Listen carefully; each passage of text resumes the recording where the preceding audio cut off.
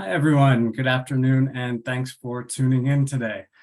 I'm going to give Zoom a chance to catch up with us for a moment, make sure it lets everyone into the webinar before we get started. So while we're waiting, please locate the chat. It's in the lower section of your webinar panel. Let us know, who's joining, where you're from. It's always nice to see a familiar name, and feel free to say hi to each other. And while we're waiting, if you want to let us know whether you've had any crazy weather lately, there's obviously that's relevant to today's webinar. I know here in Denver, we've had a really late spring snowstorm after one of the driest Aprils on record. And obviously the timing was after everyone planted their gardens. So that was wonderful for people here. And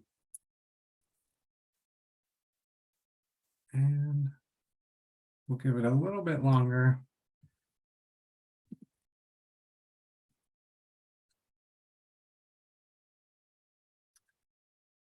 All right, well, with that, I'm going to get started. So good afternoon, and thank you for joining us today for this National Conference of State Legislatures webinar, Hardening Electric Infrastructure, What Works and How to Fund It. My name is Dan Shea. I'm a program principal in NCSL's energy program, and I will be your moderator today. Can we go to the next slide?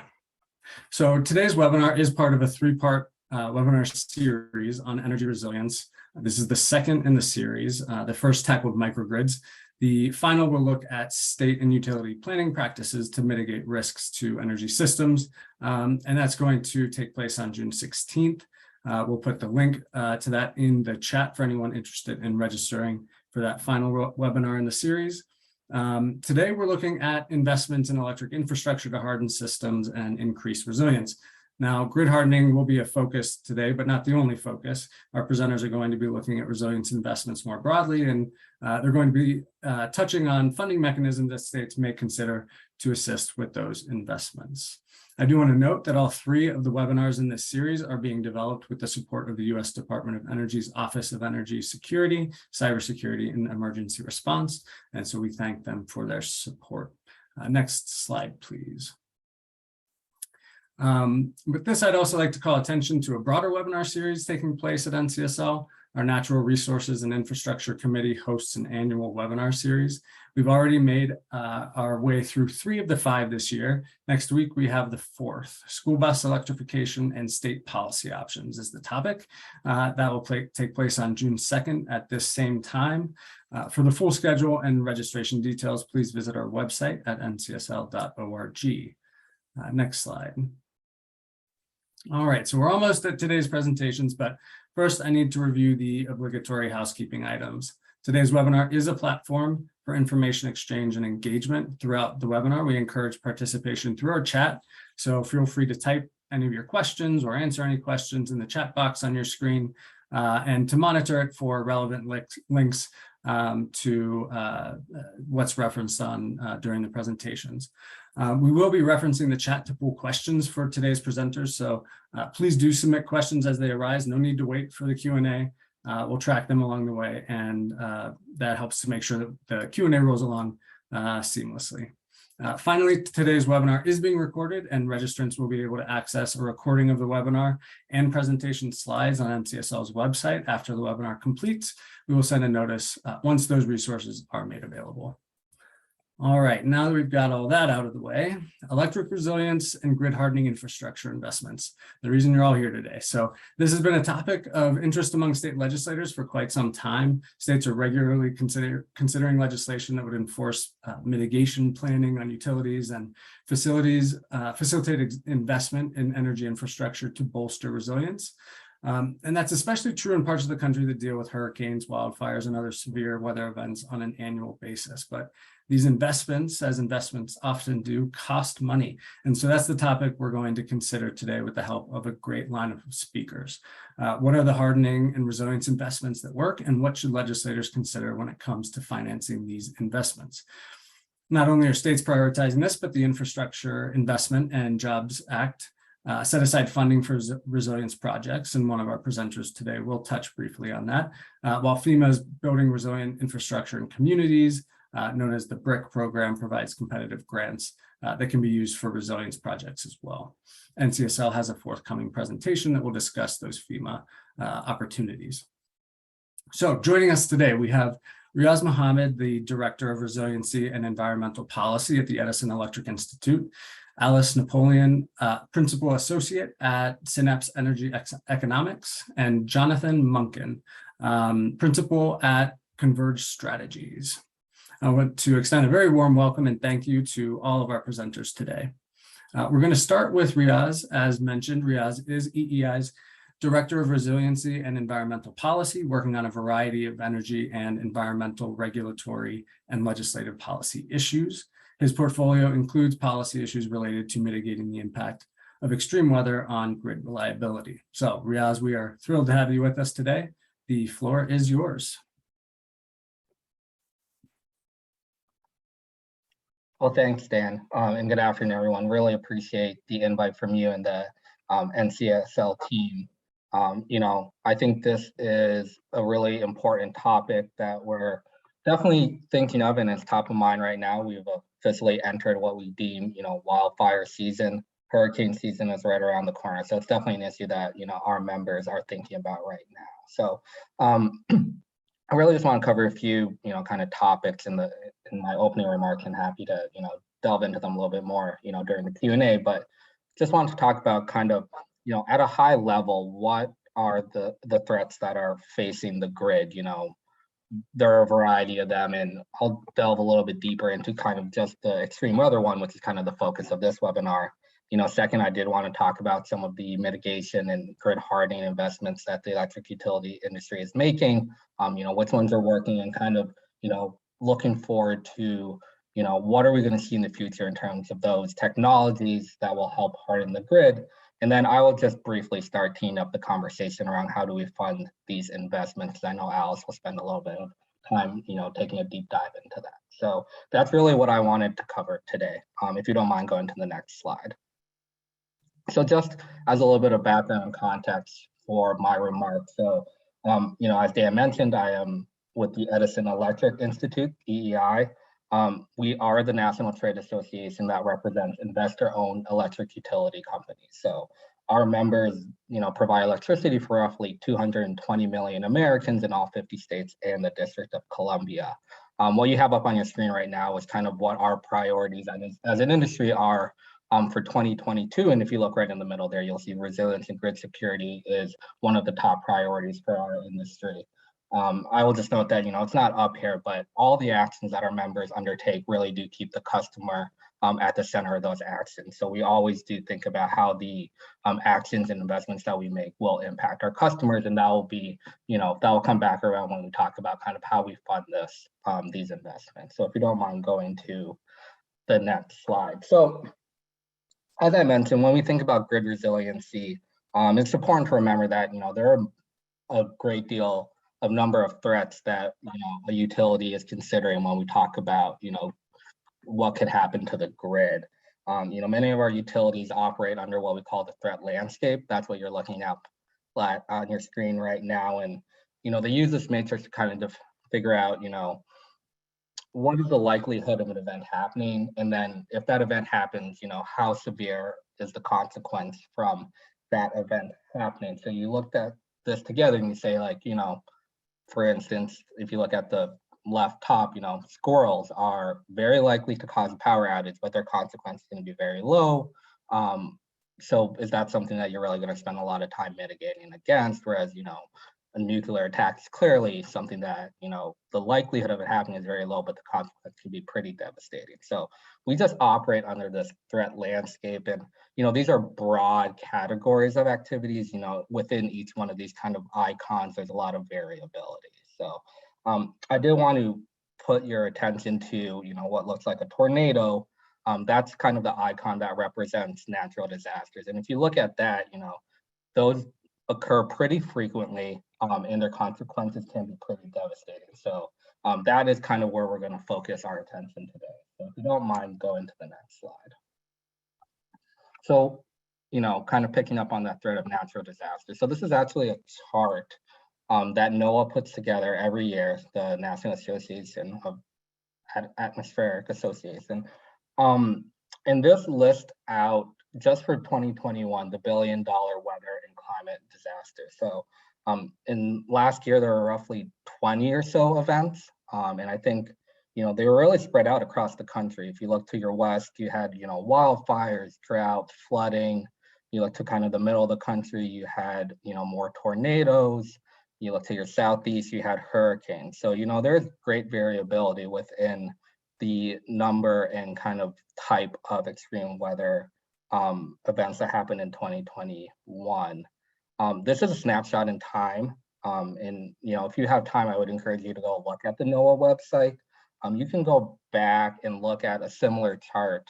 I think you can go back to about the 2000 timeframe, and as you go through, you'll notice that the number of these events that is taking place is really increasing, especially over the past handful of years. So I think that's very important to kind of think about when we talk about what kind of investments do we need to make to the grid going forward, because I think historically some of the cases and events aren't tracking where they have historically. I think what used to be a 100-year storm is occurring more frequently. 500-year storms are occurring more frequently. So while historical data can be helpful, I think as we look forward to what we need to do in the future, we just have to know that there's some unexpected or unpredictable nature to the extreme weather events. So that's just some helpful background in terms of like kind of the risk that we're facing, especially as it relates to extreme weather. If you don't mind going to the next slide, let's talk a little bit about kind of what the industry is doing to respond. So, the electric utility industry is one of the most capital intensive industries in the country. Our members alone invest more than $120 billion annually in the grid. And recently what we've been doing is trying to figure out, what percentage of that investment is towards, adaptation, hardening, and resilience investments in the grid. So, this is initial 2021 data, but what you can see is that transmission investments roughly are 34%. Distribution investments in the, adaptation, hardening, and resilience is 35%. So, those are significant amount of our investments that we're making to make the grid more reliable. So that's just something to think about. We're continuing to track that, so we should have some more, year-over-year data as we move forward. If you don't mind going to the next slide. So, before I start talking about kind of the investments that our members are making, I think it might be helpful to just talk about, when we talk about grid resiliency, what exactly are we talking about? And while it would be great, I think, to not have outages ever, kind of going back to our threat matrix, we can't fully control the squirrel problem that we're facing. So outages will occur, and I think that's just kind of a realistic expectation that we have. But with that said, when we talk about grid resiliency, we're talking about reducing the number of outages that occur, kind of reducing the scope and scale of those outages, so limiting it to like the minimum customers possible, reducing the time that the outages occur, and really putting ourselves in a position to restore power as quickly as possible after an outage, always keeping safety top of mind. So I think when we think about resiliency, we shouldn't think about never having outages, but it's really just kind of limiting those outages and restoring power as quickly as possible after an outage. So turning to the investments that we know that have worked, I call this, grid resilience 101. These are kind of the investments that work broadly across the country and broadly work against any kind of natural disaster that you're facing. So, good old vegetation management is probably one of the most impactful grid resilience investments that companies are making. Debris flying into our infrastructure during extreme weather is very common. So the amount of work that we can do to try and limit that contact is super helpful. As we are adapting to a changing climate, that is changing the growing seasons for some of the vegetation. We're getting more invasive species that are, growing into our rights of way. you're getting a lot of dead and dying trees for a variety of reasons. So vegetation management still is a very important part of grid resilience. It's not anything novel. It's not anything super exciting, but it is still very critical. And, for a lot of our members, to keep up with the cycle that they need to do, it's a 12-month a year process, and it's a multi-billion-dollar investment for some companies. So it's just, something to consider when you're thinking about, what can you do universally for grid reliability. Vegetation management is still one of the main things that you can do. Another, 101 type investment is the replacement of utility poles. So, you can see on your screen here, it's, one of our members, San Diego Gas and Electric, and they're in a high fire prone area and they're replacing their wood poles with steel poles. So, obviously steel poles are going to be more resilient to a passing wildfire. But in the East as well, some of our members are replacing wood poles with steel poles because they do better in high wind scenarios. So those are some of the investments that we know have worked, and they're pretty universal across the country. Other types of investments like this that are pretty universal are changing out circuits to put in smart circuits and smart fuses within your system so that you build in, a certain level of redundancy. That eliminates, the ability of a part of the system going down, eliminating a single point of failure, and you build in redundancy to kind of create, more opportunity to keep the power on during these extreme weather events. If you don't mind going to the next slide. So, wall investments, I talked about this, wall investments like pole replacement and, vegetation management are pretty universal. There are location and risk specific investments that are needed. So, if we look at the Southeast and the East in general, who are more prone to hurricanes and, high winds and things like that, what some of our members have done is, raising a substation. That makes a lot of sense. That's, mitigate against the possibility of your substation flooding during a hurricane or, extreme rain event. Other, kind of investments that our members have made, this is Florida Power and Light. What they did was they assessed their high wind areas and they determined, despite the cost and other issues around undergrounding, that in those high wind areas, that underground their utility line is the best mitigation strategy that they can have, and they invested in doing that. And they have seen the results of undergrounding in those areas. The reliability has been much better. But that that's the solution that works for them. If we go west, where wildfire is the biggest threat that our utilities are facing, raising the substation won't necessarily reduce your risk in a wildfire scenario. So that's kind of what I mean when I talk about location and risk specific investments. Out west, they're doing a lot of things to kind of segmentize their system so that when they need to do things like a public safety power shutoff, they're able to limit the scope and scale of that to the smallest amount of customers possible, and then re-energize them as soon as it is safe to do so. They're also doing insulated wires or cover conductors so that if vegetation comes in contact with it, it won't knock it down and start and have an energized line kind of touch the vegetation around it. They're also doing fast acting fuses so that if vegetation were to come in contact with the line, it would de-energize for a short period of time just in case that wire were to break and go to the ground. So, those are some things that we know are working definitely in the West for wildfire mitigation and grid reliability in that scenario. Some of the utilities out west are starting to consider, strategic undergrounding in their really high fire risk area. That's a very targeted approach that they're taking out there just because of the additional cost and considerations that go with undergrounding. So, just wanted to highlight that, depending on kind of your location and the risk that you're facing, your mitigation and grid resilience investments will look different.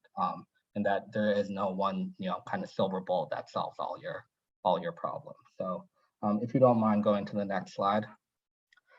So I'll be quick with these next couple of slides because I know I'm short on time, but I just wanted to point out that traditionally when we think about investments in grid resilience or grid reliability, we think about putting a widget onto the physical grid as a way to do that. But I think increasingly, we need to broaden our perspective on what we think about investments in grid resilience. And a lot of it has to do with technology that's able to capture and then, kind of process data. So, drones are going to be a big part, I think, of our, resilience programs going forward.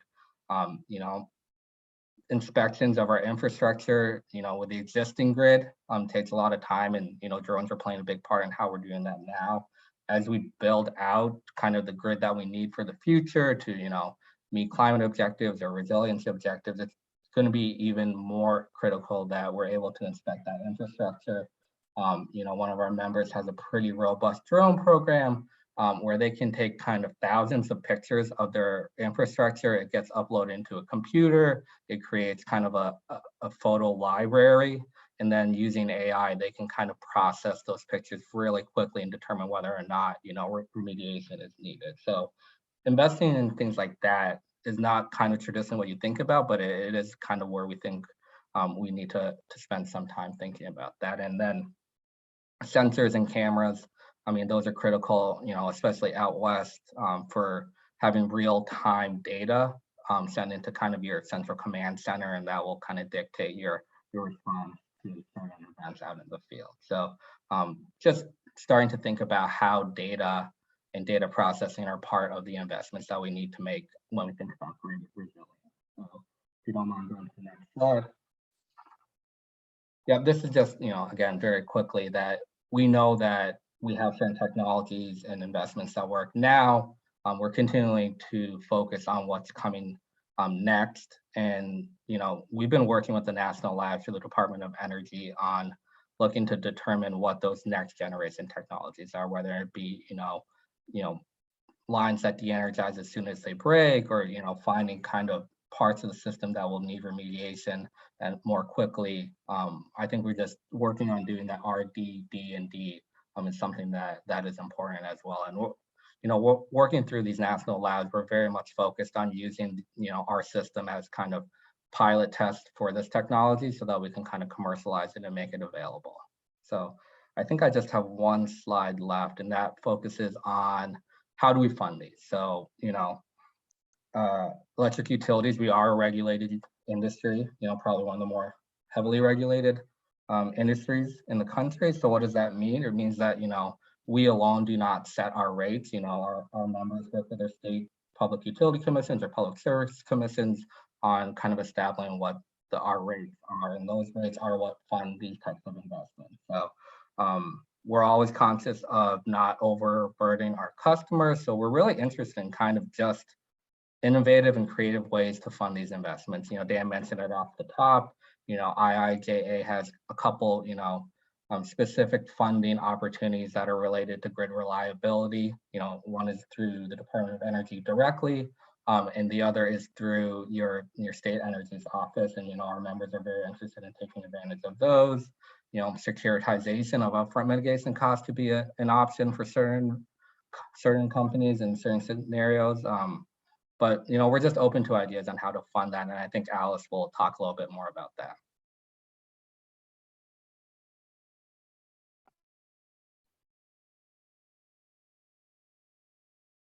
All right, thank you, Riaz. That was a great presentation. It offered a lot of context around the work utilities are doing in this space and the programs they're pursuing to enhance resilience. Nice to see good old tree trimming getting its due. And as you said, your presentation, that final slide, really set up the next presentation from Alice Napoleon nicely, as she'll be taking a closer look at how some of these resilience investments in utility infrastructure have been financed through various regulatory mechanisms. So Alice is a principal associate at Synapse Energy Economics, a consulting firm providing research and analysis related to energy economics and the environment. Alice conducts technical and economic analyses of energy and environmental issues regarding resilience and alternative regulatory mechanisms, among other topics. She's provided testimony before public utility commissions across the US and Canada on these issues. So Alice, if you'll join us and take it away, please. Hi, thank you very much. My name is Alice Napoleon, and as Dan said, I'm a principal associate with Synapse Energy Economics. Synapse is a research and consulting firm out of Cambridge, Massachusetts. We specialize in energy, economic, and environmental topics, and we were established in 1996. I joined in 2005 and have been here ever since. Next slide, please. So I'm here to talk about a series of reports, and one in particular that Synapse did with on behalf of and working with Sandia National Laboratory. This was a project of the Grid Modernization Lab Consortium, specifically for the Designing Resilient Communities, a consequence-based approach for grid investment project. And this project seeks to improve the integration of community energy and electric utility resilience planning in order to understand the challenges and opportunities experienced by communities and electric utilities when they're coordinating on resilience efforts, and to better inform coordination of these entities with a focus on how to engage utilities and utility regulators. In 2019, Sandia contracted Synapse to conduct a number of, develop a number of reports. Synapse is just one of several government, utility, and university partners on this effort. Next slide, please. So Synapses' role has been to, we developed 5 interrelated reports out of this, focused on a number of topic areas. All the reports discuss how regulators, utilities, and communities and other stakeholders can work better towards improving resilience, among other goals. We produced 5 reports out of this. The first one, the landscape, looked at 6 utility and community pairs and considered how they pursued resilience goals together.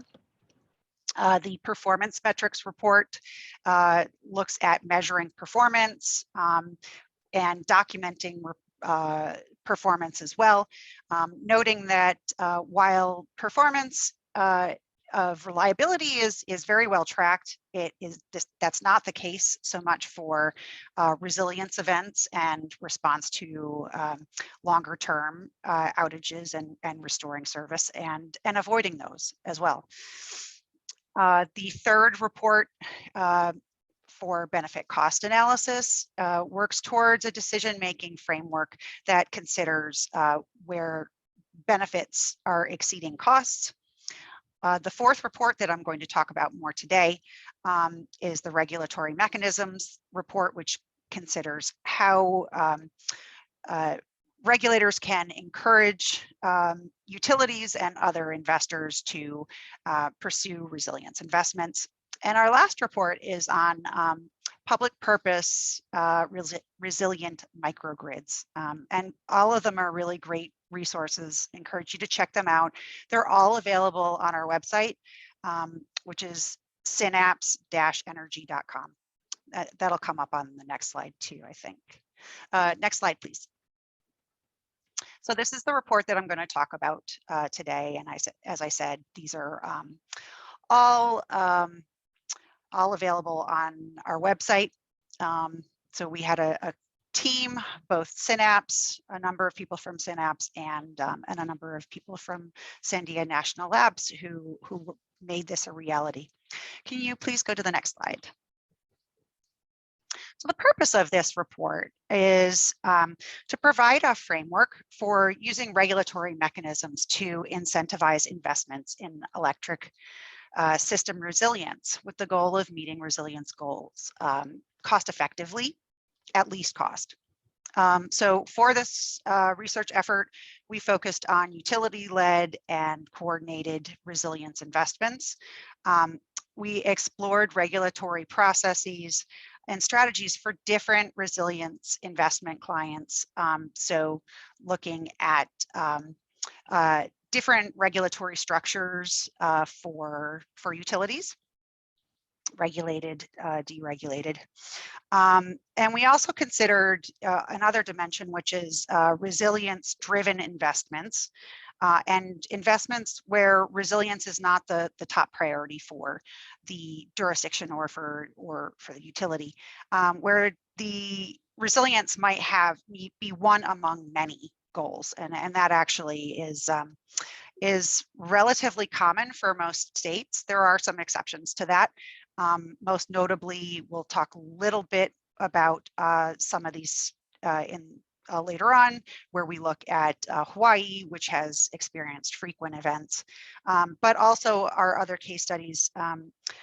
Puerto Rico faced frequent resilience events, as well as New Jersey after Superstorm Sandy. And there are other examples of states, in particular ones that have experienced resilience events, being motivated to increase their investment in resilience. And so we also had the objective of trying to enable utilities to move from a framework of one-off investments into more service territory-wide planning practices.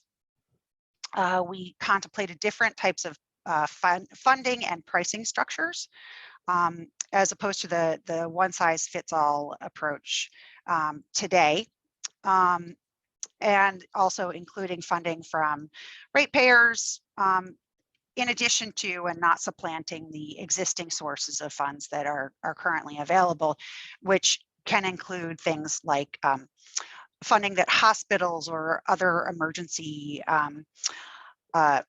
facilities are willing to, or military bases are willing to fund in resilience investments on their own. We considered different arrangements for the ownership of the investment and technology. And you'll see that in the Vermont case study that I'll mention in a little bit.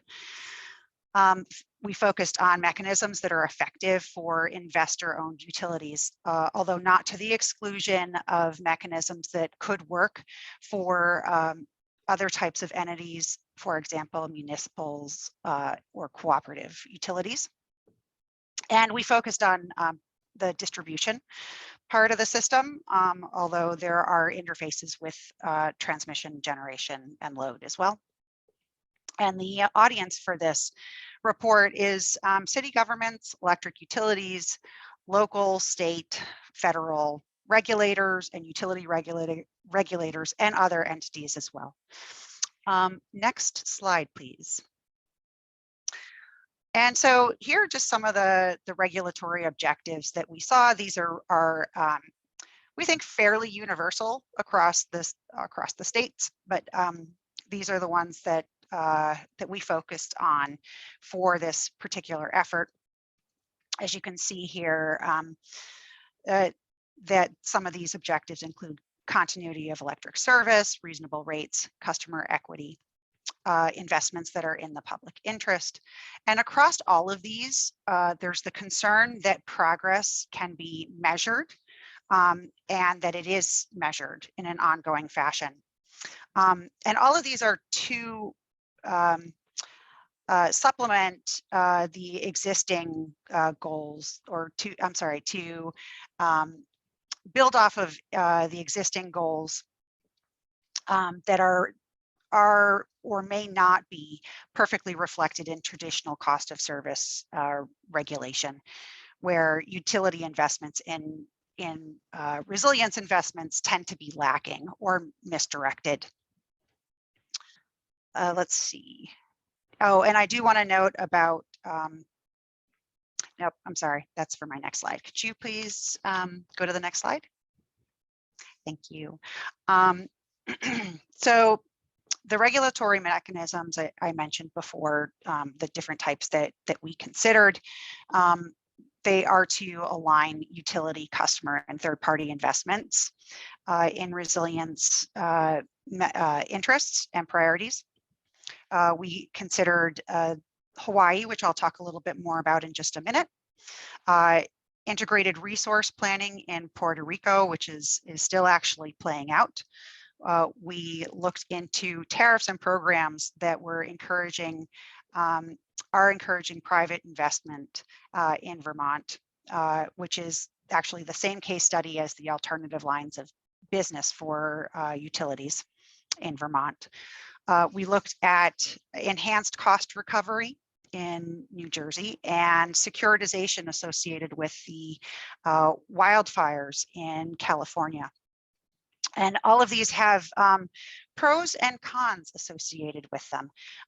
For example, the securitization, as Riaz mentioned earlier, it's a potentially promising strategy, but what winds up happening is that it's more difficult to hold the utility accountable for for the investments that were made associated with that securitization if you're moving things out into another legal construct that is a concern. Next slide, please. And here I'm just going to talk briefly about our findings across all of the case studies. So application of regulatory mechanisms to resilience investments, it's really still exploratory. There are a few cases at this point. It's in the early stages, and part of that might be because states are still trying to figure out and still prioritizing resilience as a goal. Mechanisms are not currently structured to be applied to address resilience, and resilience tends not to be the primary goal for a lot of these jurisdictions. There are exceptions, as I mentioned. For example, New Jersey and Puerto Rico and Hawaii to some extent. As currently implemented, each mechanism does have shortcomings, and we don't think that any of them are quite aligned, at least within the case studies that we examined, to support resilience investments to the extent that it is socially desirable to do so. With improvement, they might have the potential to address resilience goals, but multiple approaches may be needed to implement resilience in a more comprehensive manner. Okay. Oh, and yeah, thank you. So just going on to the case study for Hawaii. Going to breeze through these because I think we're running low on time. Hawaii has experienced many threats over the last several years, and they are chronically susceptible to fossil fuel price swings. And so the goals associated with performance-based regulation are a part of a multi-pronged approach to updating its regulatory framework. So not all of these components here are geared specifically towards resilience, and resilience is only one of 12 goals within these proceedings. But there's a number of different strategies that Hawaii is taking to update its regulatory framework, including integrated grid planning, a multi-year rate plan, revenue decoupling, performance metrics, and an earnings sharing mechanism, a cost recovery mechanism for exceptional investments, the major project interim recovery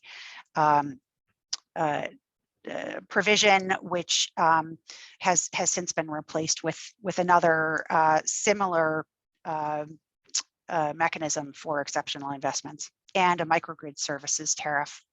Go to the next slide, please. So as I mentioned, there are, with all of these, there are areas where they could be improved. So within Hawaii, there are a lot of policy goals. As I noted, it was a mechanism for updating the regulatory framework, but also working towards a number of different goals, which included things like increasing access to renewables and reducing costs and other things as well. It's as a result of this, there have been a lot of policy goals that have been trying to be pursued all at once, and it's unclear how policy goals will be addressed and prioritized by the utility. There are no performance metrics that have been approved to date for improving resilience. However, there are reporting metrics, which is actually, it's a good thing. I mean, we do encourage jurisdictions when they are not sure how to tie incentives specifically to a particular goal to start documenting and collecting data and building a track record that can be used later for designing a performance metric that has incentives attached.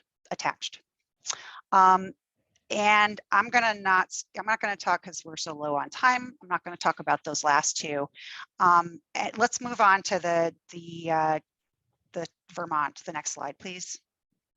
And so just briefly, Vermont provides a contrast because it is seeking to leverage independent or customer funds in order to improve resilience among one of the goals.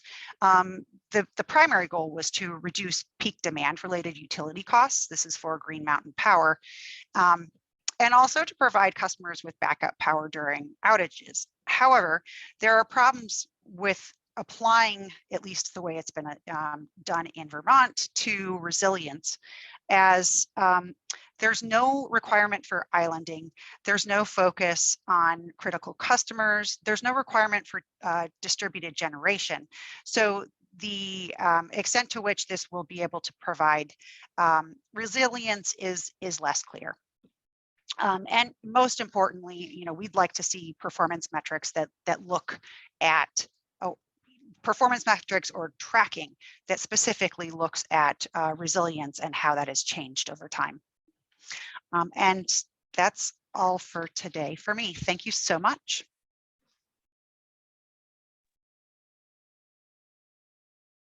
Thank you so much, Alice. And great work on that report. It really does do a great job of exploring some of the various options that regulators and states have. I did put a link to the report in the chat for anyone interested in reviewing it more fully.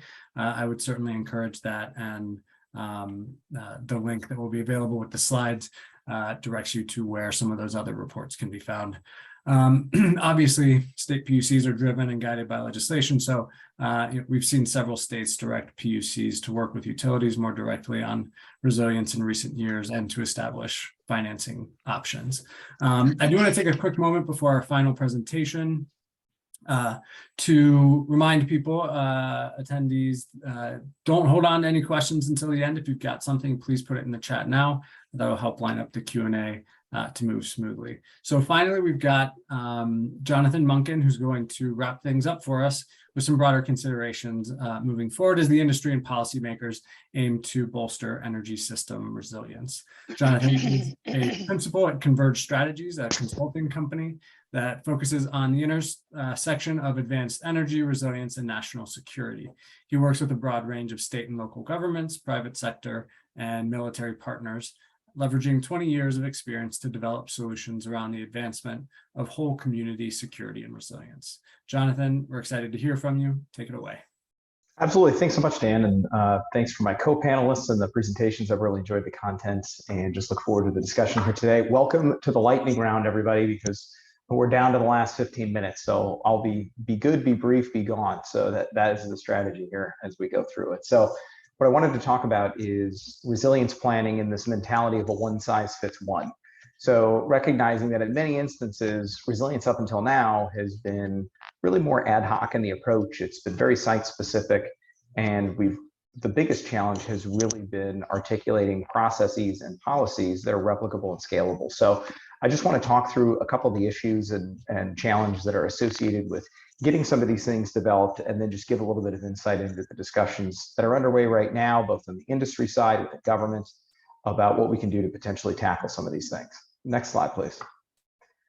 So no sense trying to scare you. I think everybody's already got a good idea of why we're having these conversations, but essentially what we have here is more than one facet of risk that is driving this discussion around resilience. If the system was doing everything that we were asking it to do in all operating conditions, then we wouldn't really need to have a conversation about resilience. And it doesn't mean that utilities and grid operators don't care about this stuff. They care immensely about it. What it really comes down to is what level of design and hardening is really appropriate. What meets the right threshold for cost effectiveness, to the benefits to the customers themselves. And so just understanding it in the context of the recent events that we've had, it's important for everybody to consider what we're seeing on the weather side that's really driving a lot of this conversation when we look at the international energy security situation with what's happening with Russia and Ukraine, or we talk about the prevalence and sophistication of cyber attacks and the increased targeting on the energy sector specifically, and also just understanding where we have these crossover points between infrastructure systems when we talk about energy, water, transportation, and liquid fuels like natural gas or gasoline. All of these things are key contributing factors that need to be considered when we're talking about not just what's driving the conversation about resilience, but where we should be focusing our time, effort, planning, and funding to make sure that we're having the maximum positive possible impact on these outcomes. Next slide. So as I see it, really, these are the burning questions around resilience right now that in some instances, I think are unnecessary roadblocks because they're distracting from the conversation that really needs to be had. And in some, they're really sitting on that critical path of saying from where we are to where we want to be, if we're not being deliberate about how we're approaching these types of issues, we're really just not going to get there. So the first one is this idea of the value of resilience. And so both Alice and Riaz did a great job of just kind of talking about cost effectiveness and where these things come into play. And so this is the fundamental question, which is how do you place a dollar value on something that you may never need? So this is a really tough sell when you're talking to constituents and saying, hey, yeah, energy prices are going up. Oh, by the way, we're going to make these investments in grid resilience. And if we do it really, really well, you may never lose power.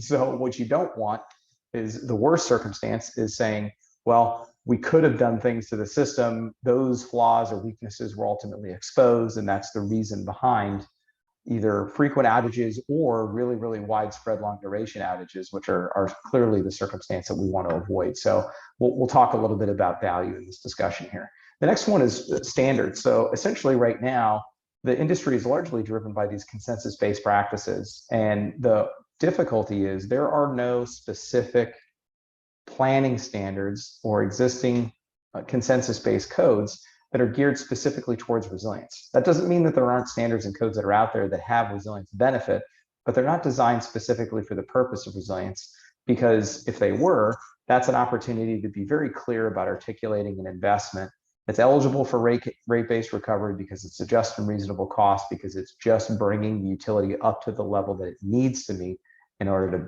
function at that resilient level. So we'll talk about that role and why that's important. Certainly the rapidly changing grid is fundamental to this discussion because the grid is going to change more and has changed more in the last few years, in the next 10 years than it did in the previous 60.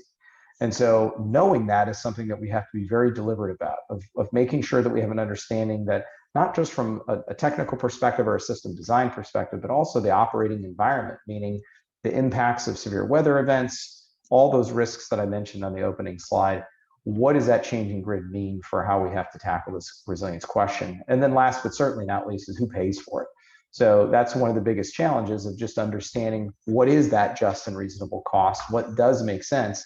Because if you look at the other side of the coin of saying, well, the net economic impact of a significant outage like Texas experienced last February was estimated to be somewhere around $130 billion. Well, that's a lot of money. So trying to understand the concepts of cost avoidance is something that we'll spend a couple of minutes talking about as well. Next slide.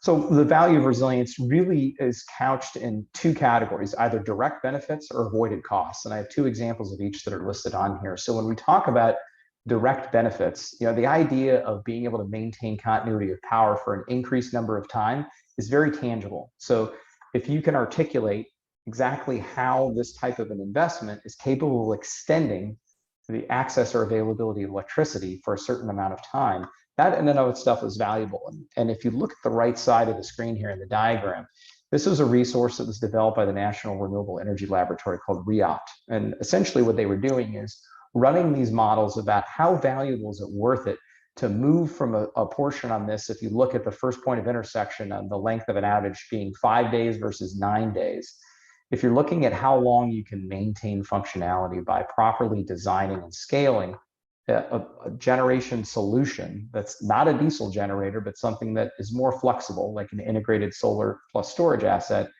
you can see tangible benefits. So how valuable is it to be able to extend from 5 days to 9 days? Well, for some businesses, a 4-day extension in how long they can continue to operate without grid access could be the make or break moment in terms of their economic sustainability or survivability. And certainly when we talk about the types of public services, that's those two avoided costs down there, the increased number of people fed per household or the number of people with emergency medical services being met. If you think about these types of resilient solutions directly supporting those types of public service capabilities, if it's a hospital or a pharmacy or a nursing home, being able to maintain access to electricity and uninterrupted flow of electricity has enormous benefits there. And the hard part is a lot of times people get wrapped down, well, it's not a business, so you can't necessarily articulate it in this avoided cost model from saying, well, it's going to cost X dollars if you don't to continue to operate that facility. But the human impact associated with continuing to provide those types of services has to be considered as part of this value proposition around resilience. Next slide. So my recommendation and the discussion here is really around taking this layered approach of understanding that resilience is something that is valued and can be present or lacking at every one of these kind of steps in the chain when we look at the scale of the grid and the scale of operation. So all the way from individual critical loads saying this hospital is important or this police station is important or whatever the circumstances may be, all the way up to the bulk electric system level that is typically regulated at the federal level and everything in between. So what's difficult is this is not a silver bullet approach. This is a silver buckshot approach, right? There are multiple layers where you can potentially engage in this resilience discussion, but it's essential to really understanding where the benefit is being felt in the system and how that cost is ultimately justified. So when we talk about what it means to provide a community resilience benefit, that doesn't necessarily mean, well, everybody's houses still have electricity, because sometimes that is an insurmountable, from a cost or technical standpoint, that's an insurmountable goal. But if we look at essential services within a community, the treatment and access to potable water, when we talk about access to public health services and public safety, these are finite sets of requirements that you can really bake in and use to channel the discussion around when, where, and how infrastructure investments provide immediate resilience value in a different way than just kind of the broad context of saying, well, resilience investment generally is going to be good for people across the board, without really giving that due consideration as to these specific components of benefit to a community. Next slide. So it really comes down to this idea of resilient by design, of just knowing that there are ways to articulate the infrastructure survivability or performance criteria that's necessary to meet these particular outcomes. So when we look at recent events and we consider circumstances where the design basis of infrastructure that's impacted by a hurricane and says, okay, well, it was designed based on and constructed based on a 25-year-old code for wind rating, for 95-mile-an-hour wind rating in an area that routinely experiences Category 3 and above hurricanes. Well, that you would know from the outset that that is unlikely to be a survivable asset when that storm comes through. And that's areas where it may meet reliability criteria on a day-to-day basis, but from a resilience perspective, it's not going to pass muster. So you can see there's a lot of different things that you can do, whether it's infrastructure redundancy and making sure that you're being very deliberate. There's a lot of places that have enacted effective policy about having redundant distribution feeds to all level 1 trauma centers. It's a great example of the type of things that you can do. Certainly, we've seen a lot of areas make substantial investments in things like elevating substations, critical substations that are potentially susceptible to flooding, and updating standards that were driven by 100-year flood elevation levels to 500-year flood elevation levels, recognizing that unfortunately the frequency of 500-year level floods is increasing. We're seeing it more often, and now the 100-year flood level is really a bare minimum at best, but not really a good resilience criteria. So just understanding that when we look at infrastructure hardening, redundancy, or availability, those are essential to just trying to understand what is it that you want the system to be capable of doing, and you can design and invest against that. Next slide. So certainly if we look at the emerging regulatory issues, there's a bunch, right? There's no shortage of challenges here on the regulatory side. So when we talk about who pays for it, it's this essentially comes down to this idea of ratepayers versus taxpayers. One way or another, we need to figure out where the benefit is best or greatest, and understand that the more you're able to spread out the cost of investment, the less costly it is.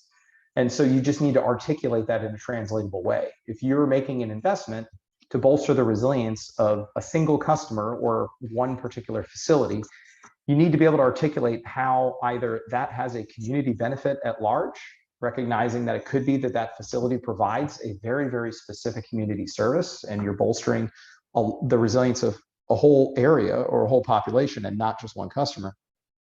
And just being able to articulate that clearly.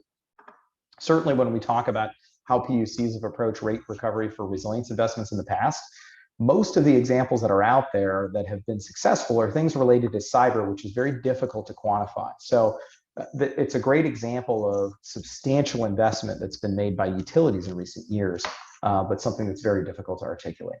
So I'm going to continue to move on because we're on the home stretch here. So next slide. Essentially, a key thing of note here is that we don't have a lot of time for this because we are not operating our grandfather's grid anymore. So when we talk about the anticipated prevalence of electric vehicles, that's going to shift where these particular pockets of energy demand are, and even what time of day we're expecting to see more increases in customer demand. Certainly when we talk about microgrids, there is a macro impact that can be felt. So it's not just about microgrids at one site, because that customer has the ability to pay for it, but understanding how it fits into the larger system. And then we just need to understand that as renewables are added to the system, how do we make investments in corresponding battery storage to make sure that it is a more flexible resource and can do more things to accomplish the resilience goals that we have. Okay, that's my last slide. I'll open it up for the question and answer, but I certainly appreciate your time and attention.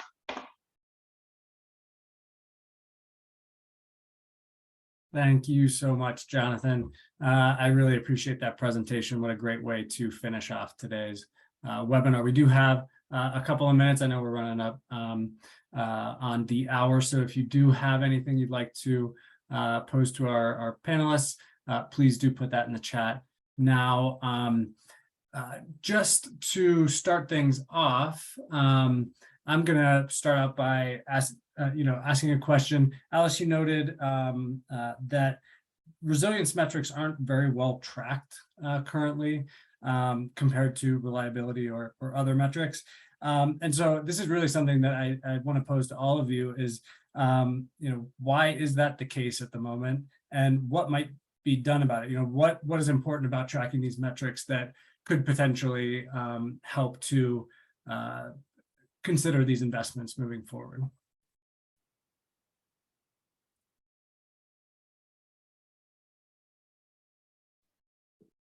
Hi, sorry about that.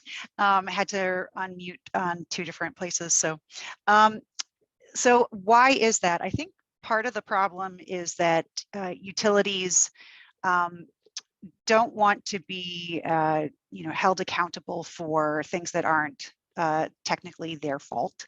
And so there's a little bit of a hang up there. But also there are questions about what is the right data to be tracking, how, what defines a resilience event that actually can be defined differently in different places. I think, for the most part, I think the utilities do have a lot of these data, but it's not necessarily being required to be reported in a transparent way. And so I think, we just need to get a little bit of sunshine on some of those data. But also, I'm sure there are other things that Riaz and Jonathon want to add on that. Yeah, any other thoughts? I'll just add that I think, there's no defined, what is resilience? When you're looking to define that, we define resilience is, X, Y, and Z metric, until you kind of have a good grasp on what people mean by resilience, that's going to be a little bit hard. And sometimes it's proving the evidence of an absence, right? Just because a storm comes through, in one scenario, it might cause, outages, the same storm might not cause outages. So can you, definitively define that, like, this investment in this one scenario, was resilience? But I think broadly, we can talk about resilience, but I think, just a little bit drilling down on those details, if you're going to have, defined characteristics of resilience, are very important. Yeah, that's when it gets to Jonathon talking about standardization. Yeah, and I would say from the legislator perspective, state legislators had the power of the pen and convening authority to really bring together stakeholders in a unique way. Every state has to have a state energy assurance plan. Every state has an emergency operations plan, but very rarely are those, and a threat and hazard identification risk assessment, or THIRA, but very rarely are those documents ever crosswalked with utilities in the room. And so how priorities are identified at the state level of saying, this is what is important to us to make sure that these things are done, or these risks are known or mitigated.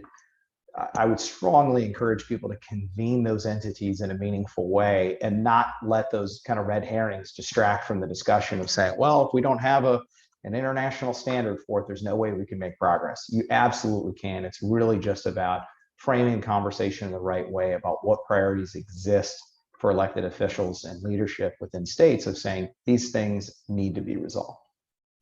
Yeah, and unfortunately that we're beyond time now, and I appreciate all of those comments and the presentations. I wish we had more time for discussion on this. So I do want to once again thank our speakers today for their time and effort.